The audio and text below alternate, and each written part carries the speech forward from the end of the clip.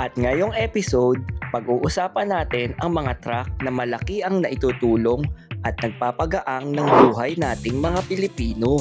Meron tayo ditong fire truck. Kuya Imran, ano bang model tong fire truck natin dito? So, 5KL po to kuya. So, yung 5KL na 4KL na water and then 1KL na foam. So, yung 4KL po kuya, water, usually ginagamit natin sa firefighting na normal na sunog. Pero pagka nasunog yung mga chemical na sunog, kailangan po kasi natin ng foam. So, yung foam kuya, katumbas po yan nung lumalabas sa mga fire extinguisher kuya. Okay. Nabubuksan pala siya. Maayos ah. Wow! So, yung kabilaan yung bukasan kuya, may kasama ng shovel, may kasama ng ganito. Yan, mga maso kuya. Siyempre, tinanggal lang for security purposes dahil sa labas tayo. Okay. Pero most definitely, pagka nirelease po natin to, puno po yan, kompleto po yan ng mga necessary na equipment for firefighting po kuya. Garbage compressed truck po, kasi pinipipi niya po yung garbage kuya eh. So, mas madali na po natin itong i-dispose compared po sa galing sa conventional lang na dump truck. Pag siya na pipina, kumbaga na napitpit na yung mga basura, Yes, kuya. mas magiging safe siguro yun doon sa ating mga garbage collector. Yes, tama Kasi yung po. mga sharp objects, yung mga nadurog na, di ba? Yes. Pag-uusapan din natin kung saan kayo makakakuha ng quality at affordable na modern jeepney. Ang tinatawag na Modernized jeepney.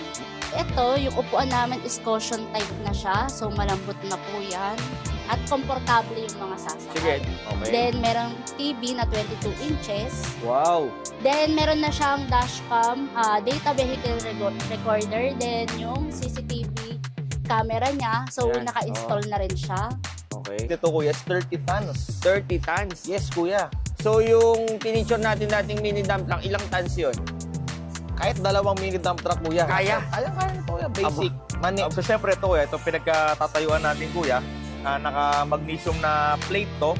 Tapos ito po kasi yung mas kilala natin na pagkasanay tayo sa Japanese brand. Ito po yung tinatawag natin na drop size. Don't forget to follow, like, and subscribe.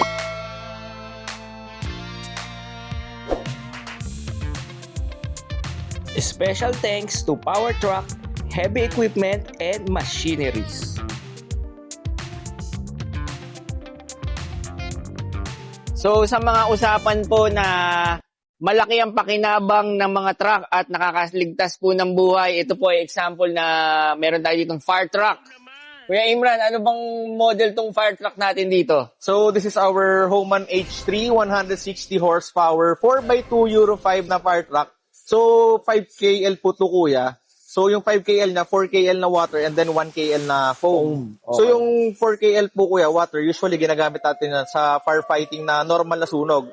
Pero pagka nasunog yung mga chemical na sunog, kailangan po kasi natin ng foam.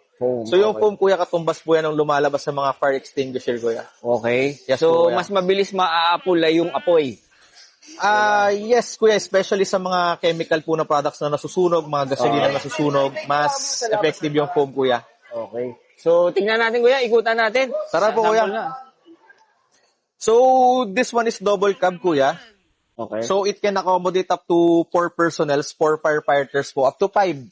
Siyempre, tag-isa sa harap. Mga bumbero. Oh. Yes kuya, tapos tatlo sa likod. Okay. Eh, di ba usually mga bumbero sumasampa pa sa taas. So Oo. it can accommodate more than 5 firefighters kuya. Maayos pala to, no? Tapos ito kuya, nakalock pero nandito yung mga equipment niya, may mga... Ayan, Aba. mabubuksan pala siya. Maayos ah. Wow! So yung ganda. kabilaan yung bukasan kuya, may kasama ng shovel, may kasama ng ganito. Yan, mga maso kuya. Siyempre tinanggal lang for security purposes dahil sa labas tayo. Okay. Pero most definitely, pagka nirelease po natin to, puno po yan, kompleto po yan ng mga necessary na equipment for firefighting po kuya. Okay, so Yes, po. maraming buhay ang masasagip tong fire truck na to. Tsaka Yes, mga kuya. ari-arian. Yes kuya. So napakaganda pala nito. Yes, Sige, kuya. ikot tayo doon, Kuya Imran. Tara po kuya. So yan, mga outlet. Ito, nakasarado siguro kuya. Nakalak. Oo. Okay. Pero anyways, ito lang rin pala yung laman niya. Wow. So ito po yung pinaka-firefighting motor niya. Dito yung outlet and then inlet po. So dyan ikakabit yung hose na included na rin naman po dito sa fire truck. And then ayun na rin po yung ladder niya papunta sa taas. So kompleto na po yan with all the lights, with all the indicators po na kailangan ng fire truck po. Ganda. Yes, kuya. Sige, dito tayo. So yan. So yun kuya, bali kabilaan lang rin naman yung bukasan yan. Oo.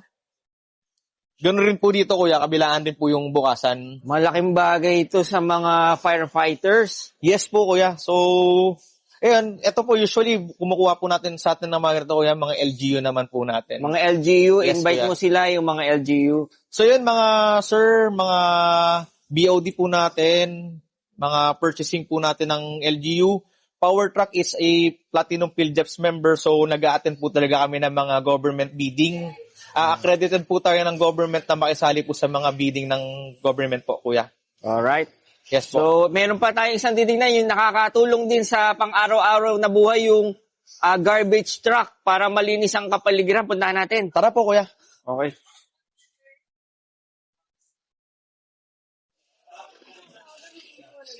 Ilang CBM to, ma'am? Yeah. Ilang CBM? Okay, tayo. So, ano naman tong pangalawang bida natin na truck na to? So this is our Homan H5, 200 horsepower, Euro 5 na rin to. Okay. Ang CBM nito is 10 CBM naman, kuya. 10 CBM. Yes po, kuya, 10 Ang capacity. CBM. So, magkaiba na yung ulo na to, kuya, compared with that one. Kasi that's an Okay. H3 po.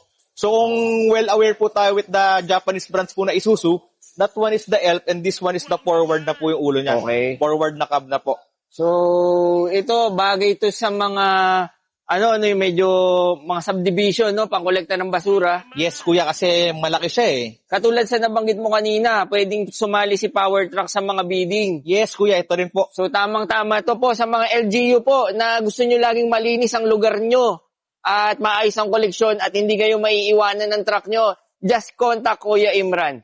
Yes, O, kuya. igutan po natin para makita ng mga viewers po natin yung paligid ng truck. So yun po, nandito po yung mga ano niya, kuya, yung mga electricals po for the control po, yung pampiga po ng basura, po. Basura. Garbage compressed truck po, kasi pinipipi niya po yung garbage, kuya eh. So, Okay. mas madali na po natin tong i-dispose compared po sa galing sa conventional lang na dump truck. Pag siya na pipina, kumbaga na napitpit na yung mga basura, Yes, kuya. mas magiging safe siguro yun doon sa ating mga garbage collector. Yes, tama Kasi yung po. mga sharp objects, yung mga nadurog na, di ba? Yes.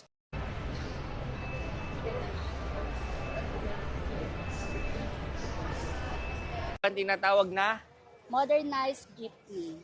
ano ba po yung mga features nitong modern jeepney? Bali sir, ang engine power niya na po is Okay. Unay Power. Unay Is power? from German technology na po siya. Oh, Then, wow.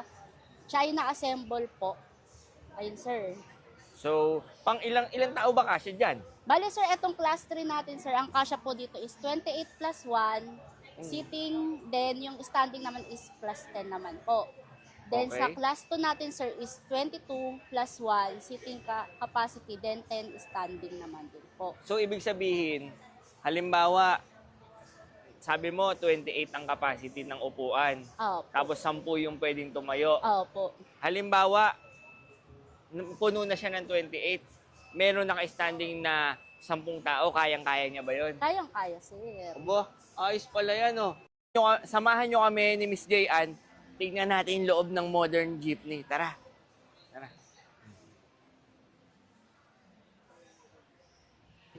Ba? Ayos ah. May mga hawakan ah. Kompleto ah. O sige. Ang daming, ang luwag pala. Ito, yung upuan namin is cushion type na siya. So, malambot na po yan. At komportable yung mga sasakay. Sige, titignan ko nga. Titignan ko. Sample ah. Sample. Aba. Oo nga, para ang nasa sopa. O sige ma'am, ano pa ang ano natin? Yung, Bali, ito, may pre-curtains na rin po siya. Ayan po. mga kortina. Okay. Then, meron na siyang ceiling fan para sa driver. Okay. Then, merong TV na 22 inches. Wow. Then, meron na siyang dashcam, data vehicle recorder. Then, yung CCTV camera niya. So, Ayan, naka-install na rin siya.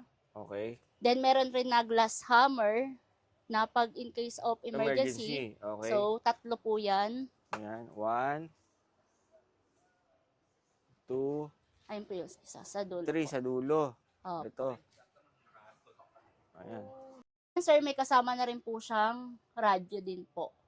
Okay. Then, kinakabitan rin po natin siya ng GPS tracking din. Then, meron rin kaming AFCS, yung Auto Pair System Collection. So, syempre, Miss Jayan, itong jeepney, makita naman natin na ang dami niya mga features, komportable yung mga tao, lalo na, syempre, ang jeepney, malayuan din ang mga biyahe niya mga yan, no? So, ano ba ang ano ba yung masasabi mo na lamang nitong e-jeepney ninyo sa ibang nagbebenta ng e-jeepney? Opo. Bali sir, itong Portland, ito yung isa sa pinakamura na modern jeepney dito sa Pilipinas. Then, pasok din siya, nakakomply kami sa existing DTI, BPS, Philippine National Standards or PNS, and government's PUB Modernization Program or PUBMP. Siyempre, tayo mga Pilipino ay trademark natin yung jeepney. 'Di ba? Oh. So, siyempre may mga interesado diyan na mag-inquire, Miss Jayan. Saan po nila kayo matatagpuan? Bali sir, yung office namin is sa 1250 EDSA, Balintawak, Quezon City po. Okay. Then, pwede nila akong kontakin sa number na 0930-55-88866. Oh. Yun mga viewers po natin, ilalagay ko rin sa description box ang contact details ni Miss Jayan. So mga bossing, ito yung ating Howo NX 430 horsepower, Euro 2, 12-wheeler na self-loading truck with 8 tons winch. So ang capacity ng bed nito kuya is 30 tons. 30 tons. Yes kuya. So yung pinicture natin dating mini dump truck, ilang tons yun? Kahit dalawang mini dump truck kuya. Kaya? Kaya nito kuya. Basic. Mani. Aba, ayos-ayos pala talaga to. Talaga naman. Pwede rin pala to doon sa mga munisipyo. Yung Yes, mga kuya. rescue. Yes kuya. Mga nasiraan sa kali, syempre, pag may nasiraan truck, pwede mag-cause ng malaking traffic. Yes kuya. So, ito magandang solusyon para maialis yung mga nasirang kotse, sasakyan sa kalsada. Yes po, pwede rin po. Pero kuya, ang pinaka main purpose kasi ng self-loading truck natin, sa mga construction company po, ito po talaga yung sakayan ng mga heavy equipment kuya. Kasi alam naman po natin, yung mga heavy equipment po, hindi naman po siya as mobile as the truck dahil nga truck pad usually ang mga gulong nun. Kaya kuya, ito po talaga yung pinaka-purpose niya. Pero at the same time, kung medyo ang heavy equipment natin is nasa site na and dito gumagana, pwede rin po natin to gawing rental business, kuya. Oo nga. Tama, no? Kasi saglit mo lang naman itatransport yung mga heavy equipment mo dun eh. Yes, kuya. Pag naka-deploy na yun dun, pwede mo siyang gamitin sa ibang business na which is towing services, di ba? Yes, kuya. Towing rentals po. Oh, yun. Sa mga magagaling sa negosyo dyan na nasa construction, nasa towing, nasa car industry, tamang-tama po itong unit na ito. Yes, kuya. Tama. So, ano ba? Ilang horsepower ba tong unit na to? So, 430 horsepower po to, kuya. Euro 2, 12-speed manual gearbox, kuya. Kaya talagang walang bitin to sa ahonan. Ano ba siya? Manual, matic? Manual po, kuya. Aba, lalo malakas yan sa ahonan talaga. Yes, kasi with high and low rin siya, kuya. Alright. So, ano pa po yung magiging highlight nitong ating pinipicture na unit? So, kasi itong unit po pala na to, share ko na lang rin po. Itong dinidisplay po natin na unit is with winch po. Pero meron din po tayong available na with boom. With So, boom. ang ibang client po kasi natin kuya, kinukuha po nila yung with boom para 2-in-1 na rin po yung purpose. Pwede na rin po nila pangbuhat ng mga steelworks nila or other heavy materials na nagre-require po ng boom. So, boom truck and self-loading na rin po siya at the same time. Aba, ayos pala. Ano ibig sabihin pala ng self-loading? Self-loading kuya, ito po, yung may ladder po, tapos pwede nating sampahan ng mga equipments. Ito, for example, generator set, and then meron forklift doon sa likod na dalawa. So, tatlong equipment kuya ang bit nito sa isang biyahe. Okay. So, bababa tong ladder niya. Merong rampa, kumbaga yung equipment. Yes po, Maisasakay ng maayos. Yes po kuya, tama po. So, sa mga interested po na bumili o kumuha ng ganitong unit or mag-inquire, pwede nyo pong kontakin. Ano po ang contact number ulit, Kuya Ayun, Imran? ang contact number natin, Globe and Viber, 0966-765-3776 kuya. Alright. O yung mga subscriber natin dyan, ha? Huwag na kayo mag-atubili. Kontakin nyo na si Kuya Imran. At soon po, magkakaroon tayo ng in-depth review ng mga ganitong klaseng unit sa yard nila. At para mas makita natin kung ano pa yung mga features na kailangan yung malaman itong mga ganitong klaseng unit.